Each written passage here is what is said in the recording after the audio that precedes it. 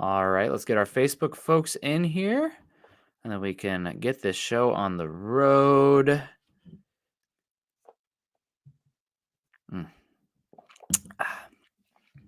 Good. Well, let's see if this last one will go. Come on, Zuckerberg. There we go. All right. Welcome in. It is Tuesday evening, November 5th, 2024. Big day today. Big day. I think the trade deadline, right? First college football playoff rankings released as well. And I don't think anything else. But appreciate everyone coming in. It's time for an episode of Building the Broncos. I am Nick Kendell, joined by, as always, Carl Dumler. Carl, how you doing? What's good? What's new? I wish we had a little bit more exciting Broncos football to talk about since we last spoke. Yeah, I mean, Broncos made a couple moves yesterday, so it's not like they've done nothing per se, but maybe not quite the direction the Bronco fans were hoping. Kind of went on the seller side rather than the buyer side with things. And I'd say that there's a little bit of part of it is they like their young players. They want to see what they can get out of some of them moving forward. And two, I do think they have a healthy understanding of where this team's at. I think we can get into that tonight of what it does mean for the Broncos not to have been buyers. And, I think this past week really showed them we're not quite there. Like we're better than we were. We're in a better spot and we like where we're going, but we still got a long ways to go before we kind of catch up to the Baltimores, the Chiefs, the Bills, those real teams competing for the Super Bowl this year. Yeah, and we got competing for our hearts always. David Papa Bear coming in says, "Good evening, Broncos country. 10-0, still possible, David, of course." And he says, "Let's go, Bo." Yeah, appreciate David coming in and supporting the show. Obviously, financially, times are tough right now, so any little bit like that boss man can see you're supporting us, keeps us around. So appreciate that. If you can't be like Papa Bear there, who we really do appreciate coming in here with the $2 super, click the thumbs up. Takes 1 second if you feel like we've earned it. If you don't feel like we've earned it, click it anyway. Or click, if there's a peach emoji or something. We appreciate that as well if you're joining us over on Facebook today. I know tonight's going to be, we'll see how tonight goes with other things going on in the world. But we got some more folks coming in here. C. Chang says, "Hope we beat the Chiefs." We talked about competing with the best teams in the NFL. We got Eric Flynn as well. Talk about competing with the best. Eric with the support. Thank you so much with the superstars out there. Eric, I hope you're having a good day and hope you're enjoying the show. Back to the Broncos here. We obviously want to talk the trade deadline, the Ravens game or whatnot. Am I weird for feeling like calmly optimistic about this game in Arrowhead? I think Denver's going to have a shot. Now, I probably am not going to pick them to win. I don't know what the Vegas line is yet, but I went into that Ravens game initially until I saw like the Lamar Jackson on the injury report thing, thinking Denver's probably going to get obliterated in this one. I can't. They're going to take away the run. I just can't imagine the offense being sustained enough. I didn't see the defense looking that bad, but I thought Denver was going to get beat pretty bad. Not that bad. I'm feeling pretty good about this Kansas City matchup. I don't think Kansas City has explosive playmakers. I think Denver's going to be able to match up with them well defensively. I think they're going to be able to hit Mahomes a few times. I don't love their tackle play. And I think Denver's going to be able to do enough offensively to keep it close. They need to quit freaking with the early turnovers, LJH. But that is I feel way more confident in this Chiefs game and competing with this iteration of the Chiefs. A team that Denver hasn't beaten in Arrowhead since that week 2 Jamal Charles fumble game in 2015. But I feel confident Denver is going to compete in this game. Yeah, I said it before we went into this 2-game stretch. I said I think the Chiefs game's easier than the Baltimore game. Because like I said, I think we do match up better. Those very athletic quarterbacks that make you have to defend all over the field, those powerful running backs coming up the middle, and then you got speed on the outside. That's the other big thing that the Broncos defense, even last year, I mean, Miami, I hate to bring that game up, but that was one of our worst matchups possible because you want to play a lot of man coverage, but you got these world beaters over the top. Yeah. And you just can't do that as much as you would like. So I do. I think this was just one of those really bad matchups. Like I said, Chiefs, they've got speed with Xavier Worthy, but he's not the deep threat that you would expect for being a big time speed guy. He's made a couple catches over the top, but it's not really his game, actually, if you really look at the statistics. But and Mahomes, I mean, he's an athlete, but he's not Lamar Jackson athlete. And they don't have a running back. Kareem Hunt's good. I'm not trying to take anything away from him, but again, he's not Derrick Henry good. He's not the king. So I think the defense will have a little bit better day. Offensively, this is where it gets a little tough. I mean, they've got a great defense, maybe the best defense in football. But I would say Steelers is better, for sure. Okay. Than the Chiefs. They're just, it seems like they make the play when they absolutely have to. Like they just come up with it. Chris Jones coming up the middle somehow goes and makes the play. But I still think our offense, they're starting to figure a few things out. I know they only scored 10 points, but I think it was more just, like you said, those turnovers. Like they were driving, they were moving the football. It just, and when you get the ball back and it's, what was it, 31-10? Like there was no normal possessions after your first possession of the third quarter. Everything else is just like, you want to talk about garbage time. The rest of the game was garbage time. And that's even Bo bad or whatever. Can't really run the ball. They know you're going to pass the ball. I don't know. The defense got smacked. But after the Ravens scored 2 touchdowns and the Broncos, I think it was 3 and out to start the third quarter there. The rest of the game, I mean, the game flow, it's just so wonky. It's not competitive anymore. It's going to be called differently. I'm not going to take too much away from those reps. The one-on-one matchups, whatever, but just the overall system and how it was going throughout that. But yeah, no, I feel pretty good about this game for the Broncos taking on the Chiefs. Mahomes obviously got dinged up a bit. Hopkins made a few plays here or there. Kelsey is starting to get integrated again. As far as EPA per play goes, Chiefs are the 10th best defense in football so far this season. Denver's actually already played 2 that are better in the Chargers and the Steelers, of course. But Chargers have been amazing defensively this year. Their defensive coordinator's on his way to a head coaching spot here pretty soon, maybe even this cycle. But Jesse Minter, I believe, shout out to him. But yeah, this is going to be an interesting game, but I feel weirdly confident about this. And one reason also I feel confident about them, Carl, is that I think this Broncos team is well coached, and I think they have really good culture. And I think that the defense especially knows they got embarrassed to a certain extent. I mean, the Ravens were putting up, they sat their quarterback in the fourth quarter. They were putting up like 4.5 points per drive, which like the best offense ever in the NFL is like 3.2. So they're better than the best offense of all time per possession per drive for points. So defense got embarrassed. They're going to take that personally. They're going to definitely take it to the Chiefs in this upcoming game. I'm not saying Denver's going to win, but it is going to be a good game. I think I'm pretty confident in saying that. Yeah, and the Chiefs really haven't blown anybody out this year. Yes. You know, they've had all these close games that have come down to the wire, fourth quarter, having to make a play. Now they've figured out how to make a play. Mm-hmm. I mean, it's called the guys in the black and white stripes, but I know low blow help too. Yes, he does help. You know, he's a big play guy that just shows up in those moments. And like I said, they're well coached. They don't make the mistakes in the big moments. You know, I always think back to the Patriots and their run. It's not that they were always so much better talent-wise than a lot of the other teams. It's just they were so well coached, so well disciplined in those big moments. Like they're not going to fumble. They're not going to throw an interception. They're not going to get the big drive-ending penalty. They're going to let the other team go make that mistake. And I feel like that's where the Chiefs are now, that they're not going to go make that big mistake that's going to make everybody go, oh, man, if they just didn't do this, they would have won this game. So we got Chase Wellner coming in saying BTB, fist bump. There, I got it on camera. There we go. Chase, good to see you in here. And Desert Creature coming in saying, on to the Chiefs game. Yeah, I do think every team has that one game a year that is just burn the tape. Mm-hmm. Like it's not a showing of where the team is at. Like I said, just things started snowballing, just kept growing and growing. And it just it got out of hand, unfortunately, with some bad things happening there.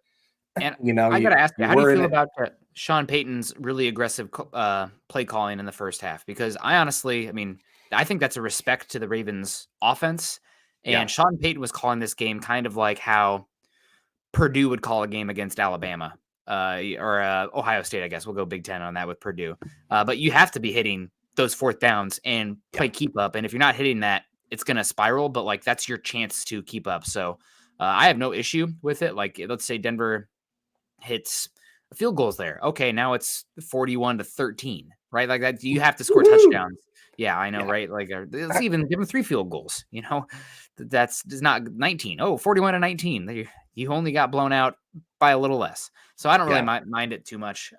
Maybe it's like, sliding doors or whatever they call it. The game plays differently, but the offense had to come out there and do it. And I'm kind of glad that he stuck to his guns with the aggressiveness there. And it's kind of, I know that Sean Payton is not a disciple of Campbell out there. Campbell came from Payton, but like the overall aggressive dictating offense, Denver's not there yet from a personnel perspective, but I do think they're trying to establish that identity. And I like them coming out that way in that 9.5-point underdog matchup on the Ravens against the Ravens. Right.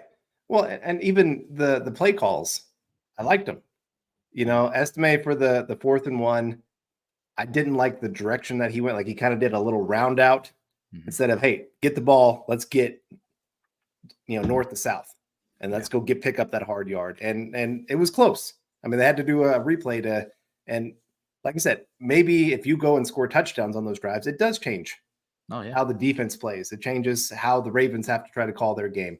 The 4th down call with the deep shot, it was open. Nix just missed it. It was a great play call. It caught him like they had it. It was supposed to be a touchdown. And just those little things. Eventually, they're going to hook up, right? Franklin and Nix. We have to have one at some point. There's one a game where it's, God bless it. Right. And I'd say that was like the theme of the first half was close call. Like, everything was just so close. If this happens, this can go this direction. Everything was just a little bit off. And I think everybody was just a little too amped up and just not quite the disciplined group that we've seen for most of the season. And so we got Gordon coming in saying maneuvers, not much done. 1 extension and 1 trade. Don't see the team improved. I don't think this was about improving the team per se. I mean, it was, but maybe not the 2024 team. Yeah. Yeah. Right. And that's just it, is you have to be honest with yourself. Do you see the Broncos competing for a Super Bowl this year? I mean, if Denver would have gone in and taken it to the Ravens, let's say it comes down to like a last second field goal and the defense plays great, then yes, like if you have like a special, not good, not even great, but a special defense, you have a chance. Denver does not have a special defense. They're very good. They're going to finish somewhere in the top 7 in EPA per play this season, considering the resources they put on it. 1 first-round pick, all the dead cap. I mean, just a lot more expenditure since Peyton's been here on the offensive side of the ball. That's amazing. I can't think of better ROI than this Broncos defense this season. But that said, they're not. I don't think they're special. If they were special, we'd have a different conversation, especially with how volatile defense is year to year. We had a measuring stick game, and we were measured and came up very short.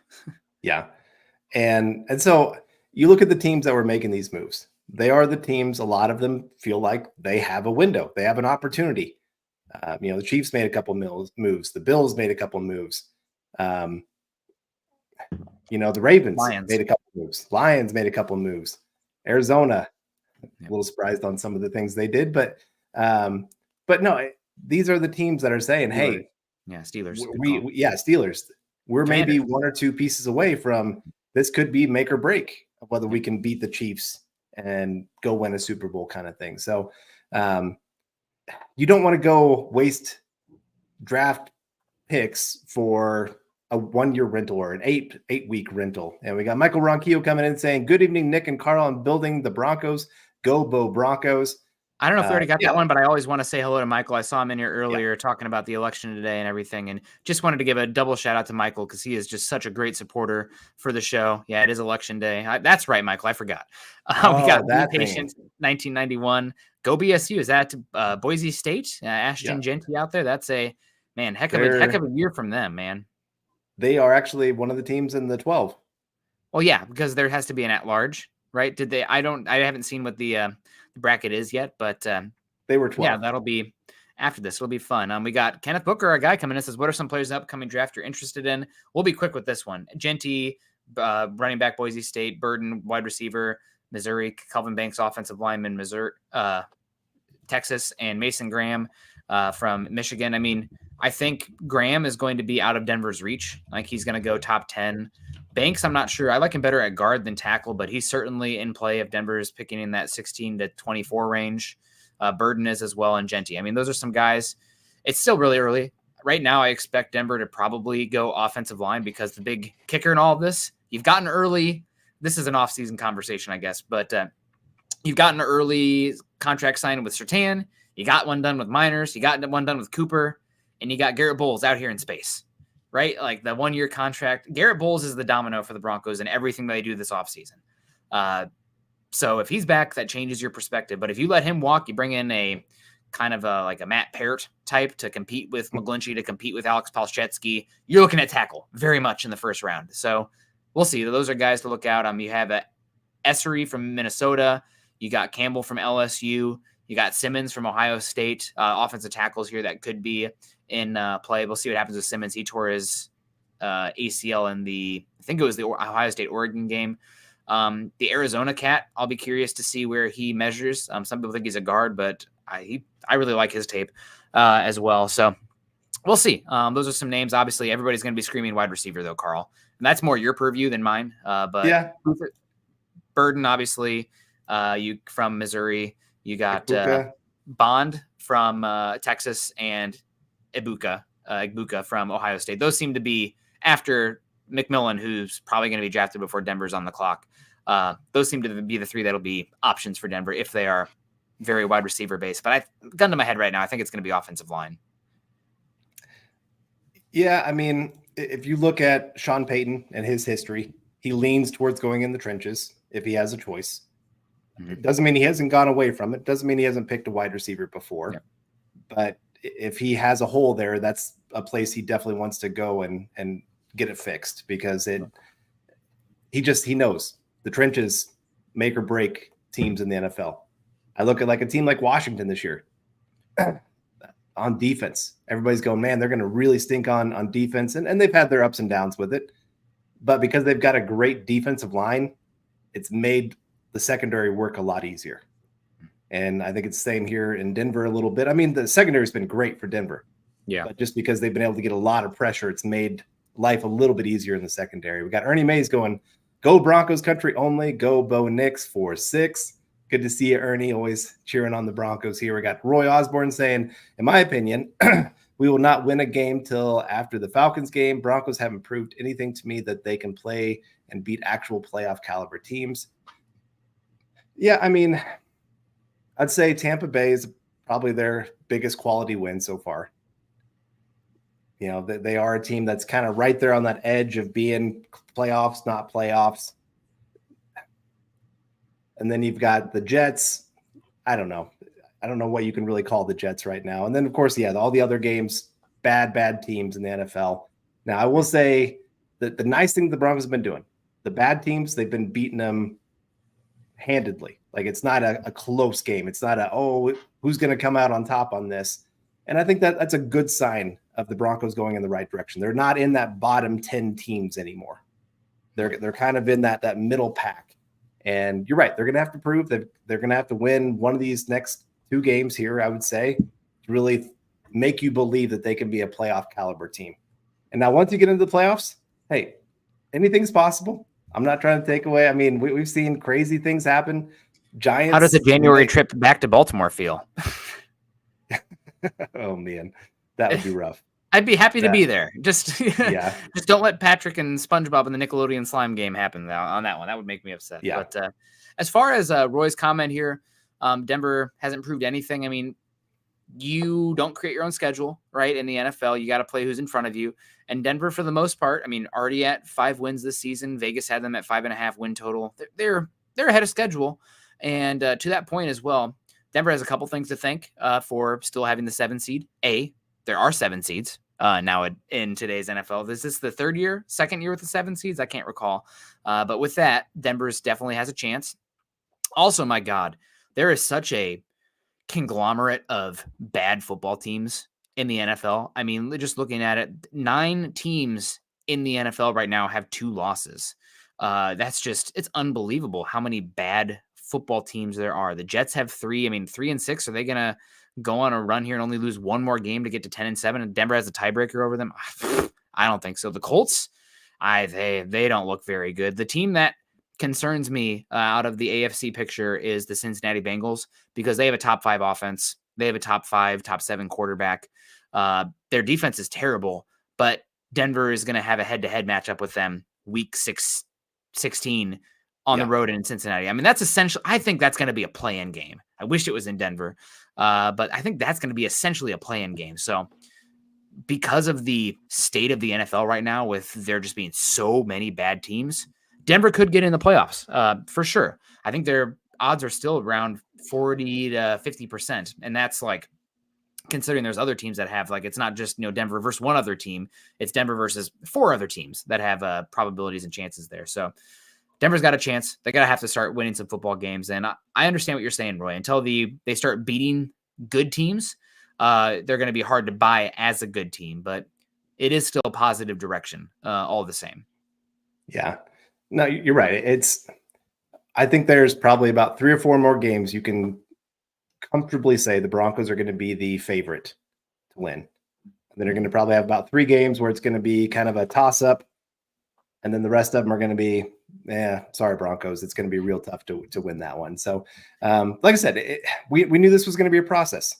Mm-hmm. Broncos truly went into a rebuild by they made that claim when they decided Russell Wilson gone, $85 million in dead cap. Okay, we'll take it on.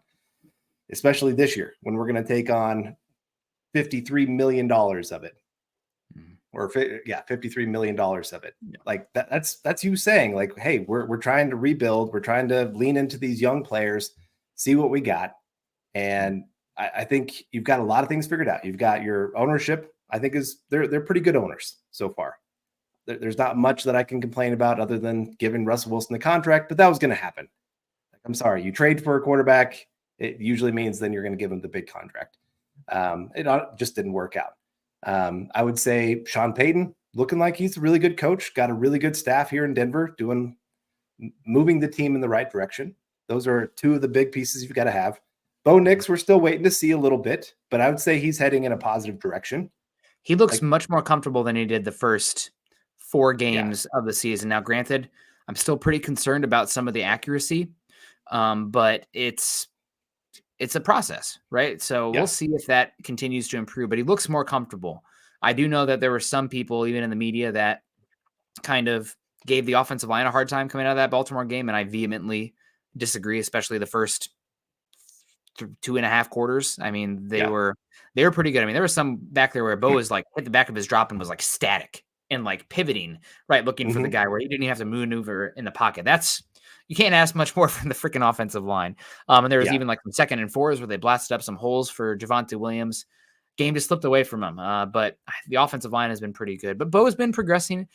I think he looks a lot more comfortable. Just need to dial in some of the accuracy stuff, which is just weird to say considering how accurate he was on tape at Oregon. But he's definitely looking like somebody who belongs. Is he a superstar quarterback? We're a ways from that, Carl. But as far as, one of the top 32 in the league and belonging and ascending player, there's plenty of reason for optimism there with that. So that's all you could ask for coming out of this season. Really. I mean, would it be awesome if he was looking, like rookie year Cam Newton? Sure. That'd be fantastic, but it's okay. That's okay. Yeah. So looks like Rodney says YouTube's acting up. We're okay on our end, so it actually must be YouTube. Elon Musk. I blame Elon. No, I don't know. Zuckerberg, whoever's going on over there at YouTube. But keeping it going here, I do want to circle back to the main conversation here.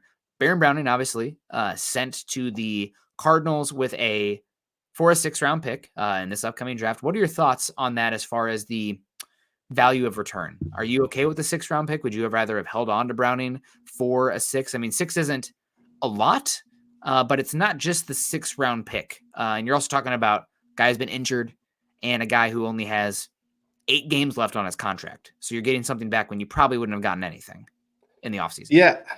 I mean, it kind of depends if you thought he was going to factor into like a comp pick formula. Probably not. So, the Broncos are probably going to have to make a lot of different signings that are going to exit out a lot of those other contracts of Broncos leaving here. So, like I said, I don't think it was going to be anything for the Broncos. So you might as well get something for him. He wasn't part of the future. Obviously, the signing of Jonathan Cooper. I saw somebody say that the Broncos did the same thing with Derek Wolfe and Malik Jackson, where they put out a contract to both of them, and whoever signs it first gets to stay. No, that's not the case here. Jonathan Cooper, he has proven to be a consistent, good number 2 edge rusher for you. He does well in the run game, does well in the pass game. He's great in the locker room. Like, these are the kind of guys you want to keep around. And it was, I think, a very fair contract for both sides. I didn't feel like either side got completely ripped off by any means. And so, yes, he was always going to be the choice, especially after Baron Browning went down with injury again. Yeah. And so to get a 6th-round pick, I know some people are complaining, and I think that's where we sometimes overvalue our own players. And when he is at his best, he can be a decent edge rusher. But there's just so little example of that during his career because of the injuries, because it seems like when he does come back from injury, a lot of times it takes a while to get him going again. And it wasn't worth keeping him around. You won without him. So I don't think you need him to win this year. You're liking what you're seeing from Jonah Ellis. I think he's improving as a rookie.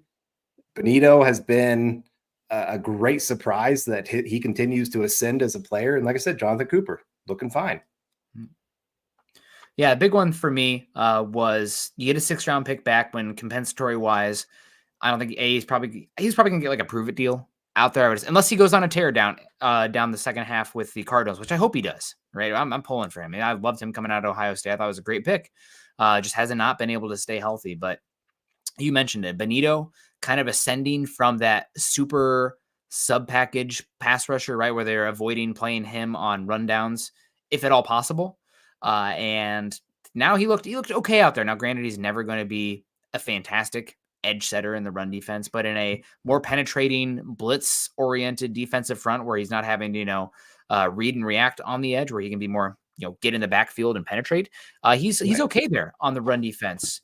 It's, again, even if it's a D plus, considering how good of a pass rusher he is as a speed rusher, it's worth it. So I'm really curious to see down the stretch how he plays, how the snaps are deviated, because not ideally, but how the Broncos had used their top 3 pass rushers the last 2 seasons with Vance Joseph. You would see Browning and Cooper base package early down. Cooper is definitely the most solid edge setter of the group. And then you would typically see Browning and Benito in the sub package stuff. Now, sometimes it'd be Cooper or Browning out there, but Benito, pass rush oriented, second and long, third and long, let him pin his ears back. One of the best true speed rushers in the NFL right now. So can Benito prove to be a first and second down guy as well? Because Cooper just got paid, but like Benito with his pass rushing ability has the ability to get paid more than what Cooper does, because pass rush is king. That's where the money goes. But also, are you going to see Benito potentially still very valuable? Don't get me wrong, but maybe relegated with Ellis becoming more of that base package player, because he is a little bit bigger frame, a little bit better run defender on tape coming out of college. Now, granted, I don't think he's always been dominating there so far in the NFL. He's still, not a hulking guy. What is he, 6'2", 250? I mean, that's small compared to your defensive end, but it's 3-4, 5-man front. That's fine. But I'm really curious, Benito and Ellis down the stretch, and not only for how the Broncos play this season down the stretch, but with how the team is set up to build and where they're going to be picking, and just how much, you mentioned it earlier, Sean Payton and George Payton value pass rushers. I mean, edge rushers on the table in the draft, right? I mean, we talked about it. Benito's going to be a free agent at the end of the year. Ellis is an unknown.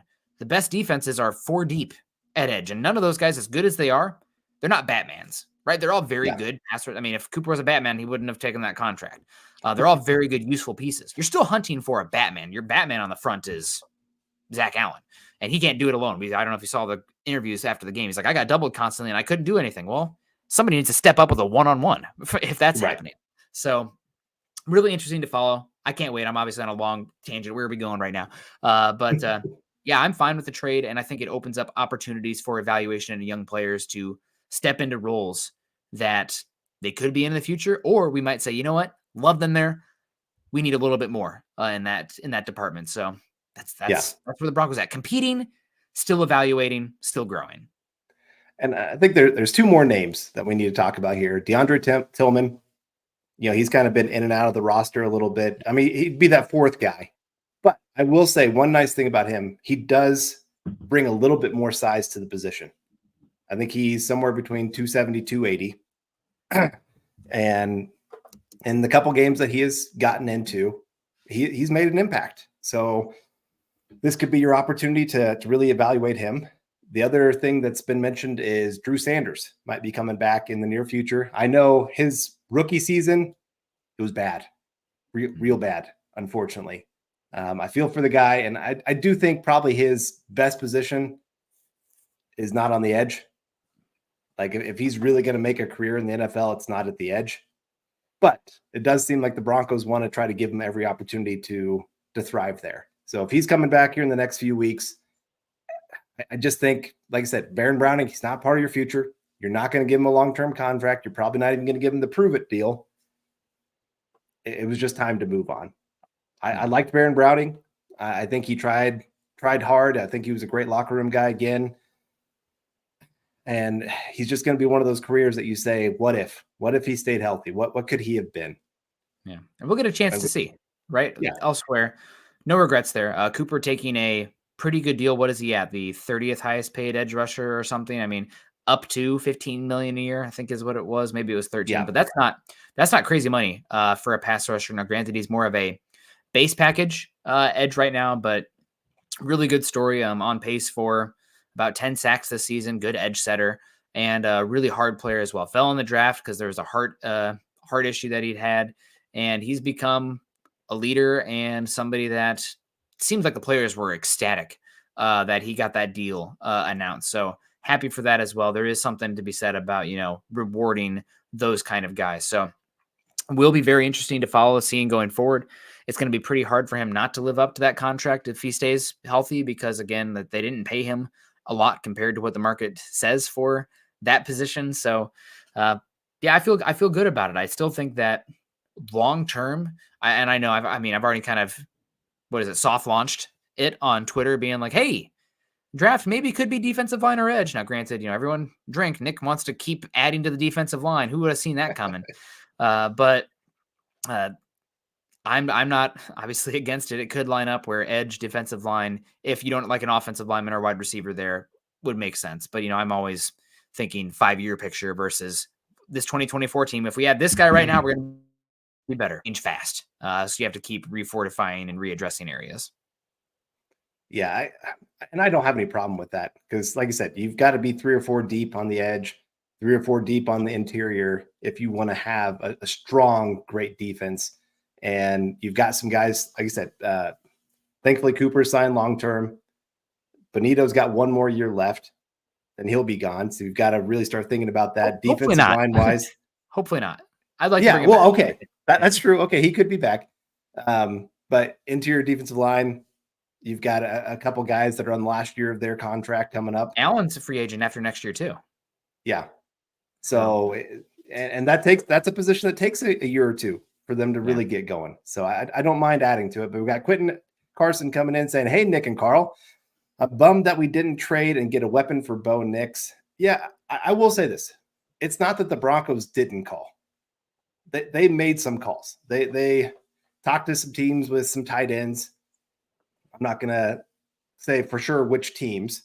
I know they called about a couple wide receivers, but it just kind of sounds like the Broncos mostly just more wanted to test the waters. Where are we at? What is it going to take? And I know a lot of these trades that didn't take a ton to get it done, but most of those moves are not going to make a huge impact. A couple of them will, but not all of them are going to be big time deals moving forward. Yeah. And Sean said I believe it was Monday press conference that we're focused on the guys we have in house, right? I'm paraphrasing, but we're focused on the guys and we have in house right now. Superman's not walking through that door. So Denver wasn't going to be able to trade for Justin Jefferson. They weren't going to be able to trade for Jamar Chase, like that kind of guy, which would be transcendent for this team. Be awesome. But if those guys hit the market, 31 other teams are calling, seeing what it would take to get done. It's kind of like if Surtain hit the market, except wide receiver is more valuable position than cornerback. But that's a different discussion. But Right. yeah, it's a little bit of a bummer.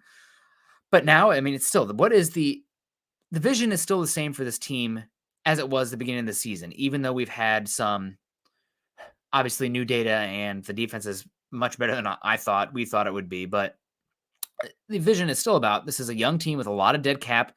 They've had a severe lack of top 100 draft picks, and they are rebuilding. This is a rebuilding season while trying to be competitive and go in the right direction. I mean, check, right? We still have to see what the last half of the season looks like, but check. Also, we've heard ownership talk about this wants to be a draft and develop team, and you're finally at a position where you have all of your top 4 draft picks. You don't have your 5th round pick. I can't remember. I think that one went to Miami in the Bradley Chubb trade. Still talk about a long way down the path. I think that was part of the Bradley Chubb trade. So that's off to Miami. But you have your 1st, 2nd, 3rd, and 4th. You have 3/6. It's that easy for me to say.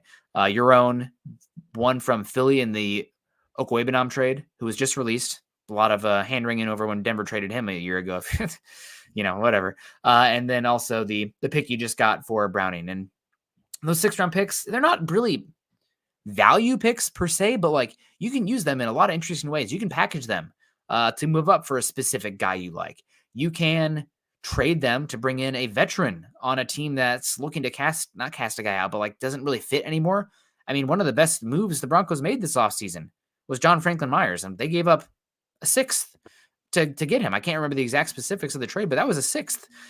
So now you have the ability with those late round picks to toss one over, take on salary, which Denver's going to have the ability to take on salary, but you have to give up something, right? So now you have flexibility in the draft to not only move around in the draft day 3 and get guys that position coaches want or one that you think's a dime in the rough, but also add veterans.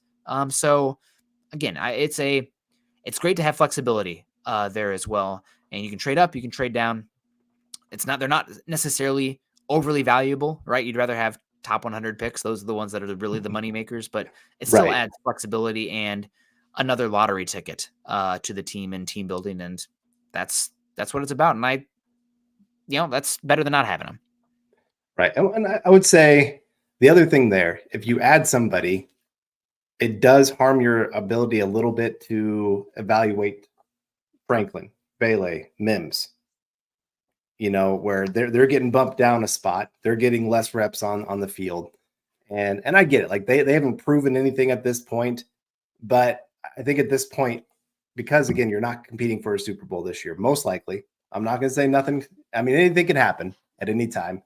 Like Patrick coming in with coffee always, that's a great thing to always happen, saying you guys sure make the ins and outs make a lot more sense. Appreciate that, Patrick. We try. We have those moments too, where we're like, what in the world's going on? Why is this happening? We try to gather as much information as we can. Like I said, just some of these young guys, Franklin, we got to see, can this guy be the future big playmaker down the field? A.T. Perry, I saw somebody else mention him earlier. Maybe he'll get a little bit of run now on the field. Marvin Mims, this might be his last 8 games in Denver. This is he's got to prove something. He's got to go out there and do something for the team. And Vele, I think he's proven to be a lot more than people thought that he would be for a 7th rounder. We're talking about late round picks. He's kind of proven to be a nice, decent number 2 kind of wide receiver for him. So you're right. I think there's plenty that the Broncos can do moving forward. I think they're set up well moving forward for this team. They've got some cap space. So they can go out, sign some guys in free agency. They've got the draft picks now to really go fill out this roster. And I think they've got the right people in place to make good decisions. So I feel more confident about this team than I have in a long time. Yeah. As far as Mims being gone last 8 games, I mean, he still provides value special teams, right? So he might be relegated to a specialist only in that kind of situation, but we'll see. I mean, you talk about Franklin, all those 3 young wide receivers, golden opportunity. What does this mean? The recapping the Broncos maneuvers or lack of maneuvers at the trade deadline. Didn't add a weapon. Young guys, here's your audition. So doing so while competing. Audric Estime. This is an unbelievable running back class coming up. There's been some smoke that Denver, if Ashton Genty was available, might be very interested. But that just goes to show just how interested they are in running back in general. Estime has a chance to change the formula. there down the stretch. With Javonte Williams last year of his contract, and Jaleel McLaughlin, I mean, let's just call it as it is, not having the body type to be a more than 10 touches a game kind of guy, 10, 15 touches. You need somebody else there. So estimate opportunity. Let's see what you can do, kid. Hold on to the damn ball. Marvin Mims, Troy Franklin, Vele, Lucas Kroll as well. You know, he's 26, so he's not like that young, but young enough. Those are guys that you have an opportunity now because Denver did not make a move. All you can ask for is a chance to show that you're worth it, and you can have a chance to make plays down the stretch to help this young competitive team make the playoffs, and who knows from there. But also carve out a role in the future plans and roster as well that can change how much Denver's looking. Are they looking to spend a first-round pick at tight end? No, Kroll stepped up and we can sign somebody in free agency. We don't need to use a first-round pick on a tight end. All right. That changes the formula. So really interesting down the stretch. It's fun that Denver's competing. You know, this isn't just like we're getting blown out, but it's an evaluation season rebuild. No, we're still meaningful football games here. Good experience in that way. But it's still opportunity audition for a lot of these guys in long-term future roles. So excited to see it, specifically at wide receiver. Another name that I'm really hoping he can get back from injury, Tyler Bidet. I know he only had the one actual game, but he was the one running back this year that I felt maybe could be the guy that knows where to go, where the hole's opening up, has the speed to actually hit it and go get yards beyond what the play's blocked for. I think right now, Javonte and McLaughlin, both of them are bottom 10 in yards beyond expected. Like right now, our offensive line is blocking it at a top 12 level. And then those guys, they're only getting what's available. They're not getting beyond that. They're not making that guy miss to go get the extra 3 or 4 yards. And it's just been frustrating to see that because, again, like you said, the offensive line, they've been great this year. They've been the strength of this team beyond the defense. And unfortunately, the other players around them have just not been able to take advantage of how good they've been this year. So I think that's why you're interested in a guy like Genty. We saw it with Derrick Henry this week. Like, he can make that one guy miss, and all of a sudden it takes a 3-yard play and turns it into a 20-yard play. And Sean Payton has always loved running backs. I mean, I'd be interested to see you two get into a room and discuss this position and just say, like, why in the world do you love running backs this much that you're willing to use like a number 2 overall pick to get a guy? Yeah. Also used another first-round pick in his time there. And he does. He loves running backs, and he sees it as a value where they can go get those tough yards that another running back couldn't get. And for the most part, he's been right on the guys that he's evaluated for the running back position. So if he loves Genty, I'm not going to argue too much unless you're trading a ton up to go get him. Then I'm going to have a little bit of a problem for a running back. But let's say he falls to you at pick 15, 16, 17, 18, somewhere in there, or it only takes a 4th-round pick to trade up and get him. Man, I'd be all for that. Yeah, and it's a really deep draft class at running back, so we'll see. A lot of process to go. We have Michael coming in here before we wrap on up the show. Says, great show tonight, Nick and Carl on building the Broncos. Go Bo Broncos. Go Michael. Thank you so much for the support on the show. To everybody coming in, obviously, Papa Bear, all the thumbs up and everything on people looking for a little bit of a escape, I'm sure, from the news cycle tonight as well. But overall, it makes a lot of sense for the Broncos to ship Browning. I was hoping for a 5th-round pick.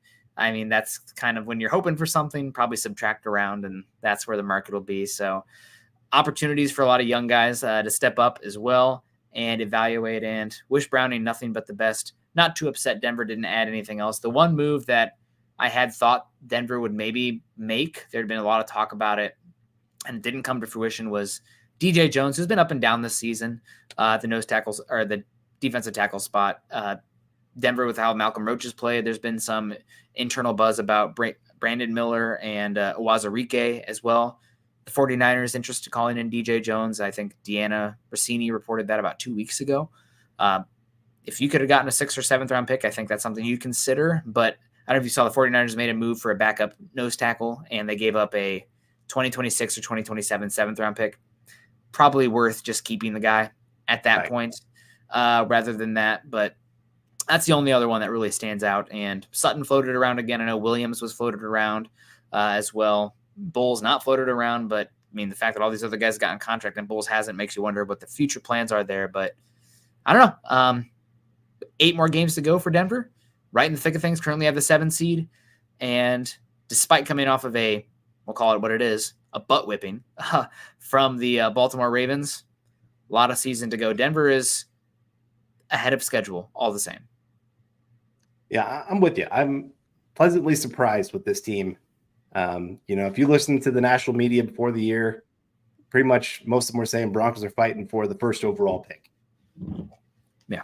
Thankfully, we're not in that position. And like I said, you've also answered, I think, the bigger question. Bo Nix deserves another year.